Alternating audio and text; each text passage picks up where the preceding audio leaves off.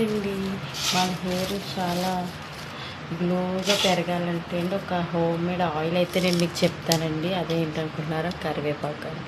ఈ కరివేపాకుతోటి మనకి మంచిగా హెయిర్ ఆయిల్ ఎలా తయారు చేసుకోవాలనేది అయితే నేను మీకు ఈ వీడియోలో చూపిస్తానండి. ఫస్ట్ కరివేపాకుని కోసుకొని కడిగేసుకుని ఆరబెట్టుకోవాలండి. సైడ్ని ఆల్రెడీ కడిగేసింది ఇది, అందుకని చెప్పి మీకు ఆరబెట్టడం అయితే చూపించట్లేదు నేను. కడిగేసుకున్న దాన్ని ఇలా మనకి ఎంత క్వాంటిటీ కావాలో అంత, అంటే ఒక కప్పు ఆయిల్ తీసుకున్నాం అనుకోండి, ఒక అరకప్పు కరివేపాకు తీసుకుంటే సరిపోతుంది మనకి.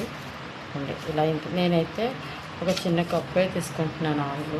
సో దానికైతే నేను ఒక గుప్పుడు తీసుకున్నానండి. ఇవైతే సరిపోతే ఈ ఆయిల్ ఎలా ప్రిపేర్ చేసుకోవాలనేది అయితే నేను మీకు ఈ వీడియోలో క్లియర్గా చూపిస్తాను, చూసేయండి. ఇదిగోండి, ఒక కప్పు అయితే ఆయిల్ అయితే నేను తీసుకుంటున్నానండి. ఇలా కప్పు ఆయిల్ అయితే వేసుకోవాలి మనం. వేసుకున్న తర్వాత అండి ఫస్ట్ మనం ఏదైతే కరివేపాకు ఆకులు తీసుకున్నామో ఆకులు తీసుకొని ఈ నూనెలో వేసేయాలండి. ఇవి ఎలా అంటే అండి, మొత్తం ఈ గ్రీన్ కలర్ మొత్తం ఆకుల్లోని గ్రీన్ అంతా కూడా ఆయిల్లోకి వచ్చేయాలండి. అలా వేసుకోవాలి, అలా మరగనివ్వాలి మరుగు వచ్చేదాకా. అలా చేసినట్టయితే చాలా మంచి రిజల్ట్స్ వస్తాయండి.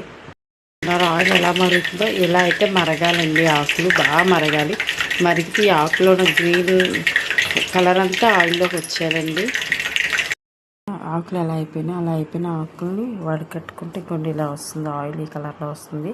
ఇలా వచ్చిన ఆయిల్ని వారానికి 2 సార్లు అండి నైట్ అప్లై చేసుకొని నైట్ అంతా ఉంచుకొని మార్నింగ్ హెయిర్ వాష్ చేసుకున్నట్టయితే మన హెయిర్ అయితే గ్రోత్ వస్తుందండి. చాలా బాగా వర్క్ అవుతుంది ఈ ఆయిల్ అనేది. మీకు నచ్చితే ట్రై చేయండి. ఎస్పెషల్లీ నా ఛానల్ సబ్స్క్రైబ్ చేయండి.